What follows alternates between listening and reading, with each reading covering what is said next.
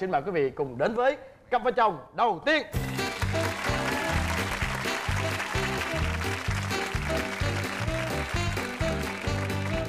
Cặp vợ chồng rất là đẹp đôi. Dạ. Hai bạn có cảm giác là hồi hộp, có run sợ gì không ạ? Hơi có ạ. Thế còn chú rể thì sao? Em thì bình thường. Tụi em là ở miền Bắc đúng không? Vâng ạ, em bay từ Hà Nội vào Sài Gòn. Ồ. Vậy hả? Thời tiết khác, tối hôm qua ngủ sáng nay ngủ dậy thì thấy mất giọng. Tụi em ở Hà Nội hay là ở đâu? Em quê Thanh Hóa, lấy chồng Phú Thọ. Dạ. Em là Phú Thọ à? Dạ vâng, em Phú Thọ. Rồi bây giờ chúng ta bắt đầu ha. Rồi mời em giới thiệu về mình. Em tên là Phan Đức Minh, đến từ Phú Thọ. Năm nay em 27 tuổi. Em đang công tác tại một ngân hàng. Thế còn em? Em là Nguyễn Thị Thảo, em 29 tuổi. Bây giờ bắt đầu kể cho anh nghe coi hai người lần đầu tiên gặp nhau là ở đâu, như thế nào? Năm 2009 ấy, và em có tham gia cái trang web đấy là trang web kết bạn. Thì em vào em thấy ông này mặc cái áo trắng sau đeo kính râm, trông cũng già rồi, làm cái status là buồn ơi tớ là khóc đây, nghe xến xong anh bảo khóc ơi tớ là khăn mùi xoa đây. Dễ thương đây. Thế là ông ấy dính luôn, quay sang chat chít với em sau xin số điện thoại. Lúc đấy thì bắt đầu làm quen đấy ạ. Chat chít thì ông ấy hỏi em sinh năm bao nhiêu thì em bảo em sinh năm 87. Thế ông ấy bảo em mà anh sinh năm 85. Đó là lừa đầu dòng thứ nhất. Thế là em mới gọi bằng anh, nhưng nếu mà biết sinh năm 89 thì chắc là em next rồi, em không nói chuyện với trẻ con. Nhưng mà lúc nói chuyện em thấy là nói chuyện chững chạc không? Dạ vâng, nói chuyện chững chạc và còn bảo là anh đang đi làm rồi mà trong khi đấy là ông đang đi học. Vậy à? Đây lừa tiếp, anh hay đi công tác ở Hà Nội lắm. Thì em mới bảo là thế chắc là chín chắn rồi ấy. Thế em mới nói chuyện. Khi mà biết cái tuổi thật của cổ như vậy rồi thì em thấy như thế nào? Cô nói cô là cái mùi xoa đó. Cô là cái khăn mùi xoa cho em đó. Thực ra là khi em để cái status trạng thái như thế thì em cảm thấy bình thường thôi. Là buồn ơi tức là khóc đây, tự nhiên nó vào nó bảo là khóc ơi tức là khăn mùi xoa đây, là để lau nước mắt cho mình. Mình cảm thấy rất là buồn cười thì mình bảo cô bé này nói chuyện được đấy, thì là mình bắt đầu nói chuyện với vợ em bây giờ. Còn đến hôm em nhớ hôm đấy là hôm 30 tháng 8. Vâng, thì ông ấy tự nhiên gọi điện cho em bảo là em đang đâu đấy, anh mời đi uống nước. Đi uống nước nhưng mà lần đầu tiên gặp vỡ mộng, chị ông này ông vô duyên mà biến thái vậy sao? Trời ơi, cái vế đầu vô duyên là đấy hay là biến thái nữa. Ôi, anh hỏi em nè. Dạ. Ủa em tỏ thái độ gì mà cô ấy nói em biến thái? Lúc đó thì em vẫn đang có bạn gái rồi, lên mạng chat chít tán gẫu với các cô gái khác thôi, chứ không ý đồ gì. Có gì đâu biến thái. Dạ không, thì em kể tiếp cái hôm mà ông ấy xuống ông ấy Hà Nội, ông ấy gọi em đi chơi đấy. Lần đầu tiên gặp thì em bảo thôi phải lịch sự và ăn mặc đàng hoàng để tránh người ta hiểu lầm về mình. Thì em chơi nguyên đồ đen giống như chị bây giờ. Nhưng mà em sơ vin, đi quốc cao 7 phân với cả 1m65 phải hơn 1m7 đấy. Thế là em bước ra chỗ hẹn ông ấy, ôi thì giật mình với ông mặc nguyên cái quần bò bó sát 1m59 bé tí tị à. Hôm nay đấy ông ấy còn 49 cân thôi, không được như bây giờ đâu. Nó bé xíu, em bảo trời ơi, em bảo bị lừa rồi. Thế xong rồi ông ấy nhìn em, ông bảo em bây giờ ông cao thế. Chả nói cái gì cả, em sao ông cao thế. Hốt hoảng luôn đó. Thế xong rồi ông ấy ngồi trên cái xe Novo nó to ấy chị. Em bảo thôi đúng là tranh đặc kích rồi. Tranh đặc kích. Nghĩa là tranh biếm họa đấy. Thế xong rồi đi uống nước thì đi một đoạn ông ấy bảo là dừng lại, em hút thuốc. Ông quay sang ông bảo em là em làm điếu rồi đừng thối mồm. Em biến thái. Em sợ lúc đấy luôn, em bảo là thôi thằng này cũng là cái thứ vô duyên nhất trên đời luôn rồi. Ai có cái kiểu mời bạn gái hút thuốc thì đã thối mồm không?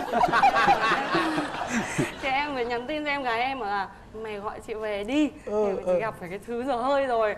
Thế là em gái em bảo là thôi cứ đi rồi thì cứ cố gắng đi cho nó có lịch sự, rồi uống nước xong rồi về không muộn đâu. Thế nó ở tỉnh khác xuống chắc không giở trò gì đâu. Thế là em ấy thôi miễn cưỡng đi. Đi đến quán cà phê thì bạn bè ông đông lắm. Em bảo thôi chết rồi, em sợ rồi. Thôi xong. Bạn bè ông ấy toàn người cao to không giống ông ấy đâu chị ạ. Thì vào trong đấy thì xuất hiện hai cô gái. Mà cô ấy trông mà buồn thì ông ấy quay sang ông bảo em là em ơi em làm giả người yêu cho anh với. Cô này là cô người yêu cũ của anh ngày xưa này. Nhưng mà cô ấy vẫn cứ muốn níu kéo anh mà anh không còn tình cảm nữa. Thôi được rồi, đóng. Thế em ngồi xích vào sau cho ông cầm tay em. Ông cầm tay em giới thiệu với bạn kia là đây là Thảo người yêu anh, bọn anh yêu nhau được 3 tháng rồi mà trong khi nó mới gặp xong ấy. Thế không hiểu sao lúc đấy em cũng nhập vai, em cũng đóng chuẩn lắm. Em như thật. diễn xong vai đấy xong rồi 2 ngày sau bọn em yêu nhau. Rồi 2 ngày sau Tại vì chị không biết đâu, Sao lúc tốc trên độ như đường vậy? thì trông biến thái vậy thôi, nhưng vào ông nói chuyện lịch sự mà ông hát hay lắm. Nhìn gần mặt để thấy mũi cao, xong mặt tròn tròn xinh xinh, nhiều răng người đấy chưa đen giống bây giờ đâu. Thế rồi em mới thôi kết. Rồi sau khi mà cưới về có gì vui không? Dạ, cưới thì cũng phải khó khăn mới cưới được ạ. Tại vì lúc đấy là em đi làm rồi mà chồng em đang còn đi học. Hai vợ chồng em có cái tính là cứ xa nhau là cãi nhau. Tại vì em cũng ghen mà anh ấy cũng ghen. Mà một người ở Phú Thọ, một người ở Hà Nội, khoảng cách nó xa, và tốt nghiệp phát là lại xa nữa rồi. Thế bảo là thôi bây giờ xin cưới đi. Nhưng mà xin cưới thì bố mẹ chưa cho, tại vì anh ấy đang còn bé quá, sự nghiệp chưa có. Anh ấy bảo với em là bây giờ cứ xa nhau là sẽ chia tay cho một em. Thế xong rồi quyết định là sống tử với nhau. Là chơi cái chiêu mà hạ sách cuối cùng á. Hạ sách nhất là hạ sách á. có em bé bác sĩ bảo cưới thì Bác sĩ nói là phải cưới Phải thôi. cưới thôi. bố mẹ sẽ đồng ý. Nhưng mà cuối cùng thì sao? Cuối cùng thì cũng có thật. Cứ là em bé mấy tháng rồi thì Dạ, khi mà báo cho gia đình biết lúc đấy em hơn 1 tháng rồi. Thế là bố mẹ chồng bảo thôi, bây giờ nó đã yêu nhau như thế rồi ấy, gia đình đồng ý cho cưới. trời ơi, vậy bây giờ nếu ví dụ như cho thời gian nó quay ngược lại á, thì tụi em nghĩ là tụi em có dùng cái hạ sách đó nữa không? Thế em nghĩ như bây giờ mình quay lại thật đấy thì em cũng không dùng lúc. Đừng bao giờ nên không dùng cái gọi là cái không dùng. hạ nhục sách kế đó, nói chung là Rồi không đấy ra. ông có xui em chứ em có đồng ý đâu. Em bảo là không được đâu, nếu như mà có thì dỡ mang, mà bố mẹ vẫn không đồng ý thì là em là người chịu thiệt đấy. Em bảo thế anh ấy cứ bảo không sao đâu, anh hiểu tính mẹ anh rồi, chắc chắn là được. Cho dù ông bà cha mẹ mình có thông cảm đi chăng nữa, chưa chắc gì là tụi em gọi là đến với nhau rồi mà tụi em bền vững, bởi vì sao lúc đó quá bồng bột. Ví dụ như bạn này còn đang đi học mà trụ cột gia đình mà đang đi học nữa, đúng không? Đúng ạ. Rồi sanh con ra, nếu mà gia đình hai bên không vững về kinh tế mà có thể hỗ trợ thì đúng là tụi em lại cãi nhau to. Bởi vì nói chung là đừng bao giờ mấy bạn học tập theo các bạn này. Nhất là mấy bạn Dùng cái trẻ, hạ mấy sách. bạn trẻ. Rồi bây giờ chúng ta đến với cái giai đoạn là sau khi cưới nhau, các bạn có vỡ mộng gì về nhau? 2 năm đầu thì rất là hạnh phúc. Rất là ok. Rất là đẹp, đúng Đến không? 3 năm sau bắt đầu mâu thuẫn. Về vấn đề gì? 2 năm đầu thì vợ chồng cũng rất là hạnh phúc ạ. Đến năm thứ 3 thì bắt đầu vợ em lao vào kinh doanh. Kinh doanh bán hàng qua mạng thôi, nên là bận bịu suốt ngày. Thân em thì em cảm thấy là mất cái sự quan tâm đi của vợ đi. Vợ em thì lại hiểu là không thông cảm cho vợ, để vợ đang kiếm tiền. Về thời gian sinh học là thay đổi hết. Trước thì vợ em dậy sớm lắm, là dậy là lượt quần áo cho chồng, đi làm là chỉn chu, nhìn là rất lịch lãm lắm. Nhưng đến cái thời điểm cái năm thứ 3 đấy vợ em kinh doanh thì là sáng thì tự làm lấy hết. Trước thì cũng có hỏi là chồng ăn gì không, nhưng bây giờ chẳng hỏi gì. Đi làm xong chiều về nhà thì cũng chả thấy ra vợ ra đón nữa. Về nhà cứ thấy đang cầm cái điện thoại vào máy tính, cứ bấm suốt, tu la tu lu một chỗ là trả lời khách, tư vấn khách. Lúc đó em cảm giác sao, em có muốn bỏ đi cho rồi không? Tức là đừng có hơn, đúng không? Vợ ở nhà hậu phương vững chắc mà chả thấy vững chắc cái gì cả. Về nhà chán ấy. Thế rồi sao? Thế là trong lúc đấy thì vợ em kinh doanh thì nhiều gặp khách cũng khó tính. Vợ đâm ra là giận cá chấm thớt, cũng giặt quay ra cáu chồng. Chồng nói được câu rồi vợ nói lại 2-3 câu, là càng nói càng tức. Tức là mâu thuẫn cao điểm là có vấn đề mà giống như là em thì bị hàng xóm người ta nói là con này nó lừa thằng này có bầu cưới rồi, em đã ghét rồi, em đã bị cái đấy rồi. Thế xong rồi còn bảo là con này nó ăn bám mình chồng. Thì em mới bảo thôi bây giờ kệ chồng đi, mình phải kiếm tiền, mình phải độc lập đã, để cho trẻ mất cái tiếng ấy đi đã. Thế rồi xong rồi em nói với chồng, nhưng mà chồng cũng không hiểu lắm cho em đâu, không chịu thông cảm cho em đâu. Thế cứ càu nhàu thôi, dí mặt vào điện thoại thế rồi hay chỉ trích em đấy. Thế em tự ái cũng cao, mà ông ấy cũng có tự ái chứ. Hai vợ chồng thì ai cũng muốn đối phương hiểu mình mà cuối cùng chẳng ai hiểu ai. Thế là đâm ra chiến tranh lạnh. Chiến tranh lạnh mất 1 tháng đấy, rồi xong cuối cùng ông ấy đòi ly hôn. Dạ vâng, ông ấy bảo là anh chán cảnh sống này lắm rồi. Em nói gì em cũng như nước đổ đầu vịt đấy, thì em không còn tôn trọng anh nữa, thì là anh ấy viết đơn ly hôn. Rồi em sao? Vâng, thế hồi xưa mà trước khi cái chuyện này thì em cũng có ly hôn mấy chuyện linh tinh, với cũng cãi nhau rồi đòi ly hôn, nhưng mà lúc đấy là em chưa có tiền. Em bảo bỏ chồng thì là mình Chết đói. Thế bây giờ em bảo mình làm ra tiền rồi, bây giờ không muốn sống với mình thì mình đi thôi. Thế là em ký luôn. Ký luôn hả? Vâng, Ký em luôn. ký luôn. Đơn thì vợ ký lúc đấy ký luôn. Lúc em đi làm, lúc đấy là chiều về thì thấy bế con đi rồi. Đấy. Nhưng mà em viết là ý là em muốn thử hay là em muốn thiệt? Lúc đấy dọa mà cũng thật đấy, lúc gì sau quá trình quá như thất vọng rồi là làm liều rồi. Rồi đến đâu thì đến ấy, lúc đấy như thế. Nhưng mà lúc đấy em tự Là tin em đang căng quá, không bức nghĩ luôn. được. Vâng. Rồi Em không cái nghĩ lúc đó được em là... bế con đi đâu? Dạ lúc đấy thì em mới chia con ra. cho anh nuôi lớn em nuôi bé. Em bế con đi thì trên đường thì con nó bị ốm, tự nhiên thấy con ốm thế em mới sợ quá, em về đi vào bệnh viện luôn. Đưa con một mình tay xách nách mang đấy, làm thủ tục cho con, xong rồi đủ chuyện cho con thì khóc. Thì em mới nghĩ lại những cái lúc mà có chồng đấy ấm áp á, con nó ốm thì hai vợ chồng cùng chăm này, có chuyện gì cũng giúp đỡ nhau, tự nhiên mình thành cô độc mà cái chuyện dẫn đến như này nó không đáng đúng không? Thế rồi em mới sụp xuống, em mới khóc, thì em mới lôi điện thoại ra mới thấy khoảng 20 mấy cuộc gọi nhỡ của chồng đấy. Lúc đấy thì về cảm thấy thương vợ thương con quá, là gọi liên tục, vợ không nghe máy, nhắn tin vợ không nhắn lại, như là lúc đấy rất là sợ. Thế rồi lúc đấy em thấy em có về em buồn lắm. Thế xong rồi em mở ra em thấy bảo em ơi em về đi, có chuyện gì không đừng làm anh lo đấy. Thế rồi em thấy tủi thân quá, em khóc ở sảnh bệnh viện đấy.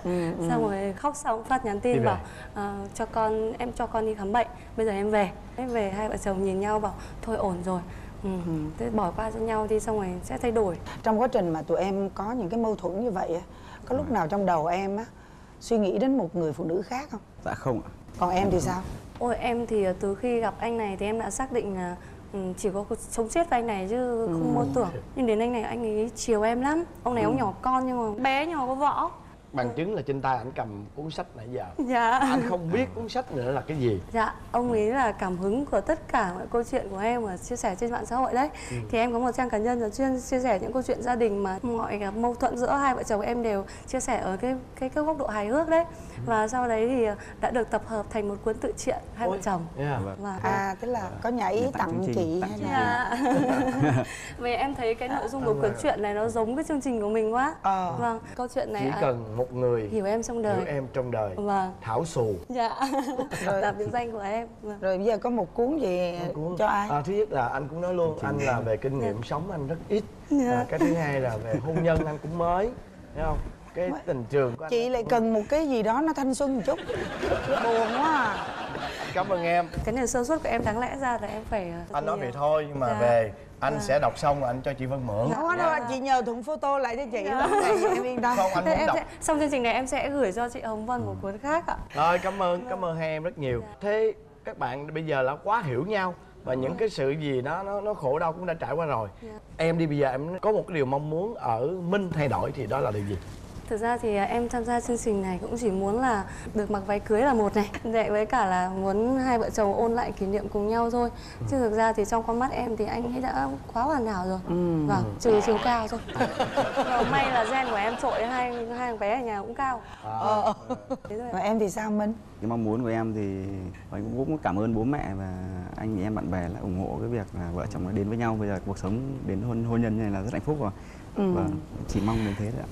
Rồi chị thì chị thấy vậy nè, với các bạn trẻ thì những cái thật như thế này á, ở trong cuốn sách này, câu chuyện của các cặp vợ chồng này, các bạn sẽ tìm ra được những cái kinh nghiệm để tự mình rút cho bản thân của mình. Chương trình chỉ biết là trước hết là cảm ơn hai bạn đã tham gia chương trình. Thứ hai là chúc hai bạn lúc nào cũng định hướng được cái cuộc sống tương lai của gia đình nhỏ của mình và định hướng cho các con.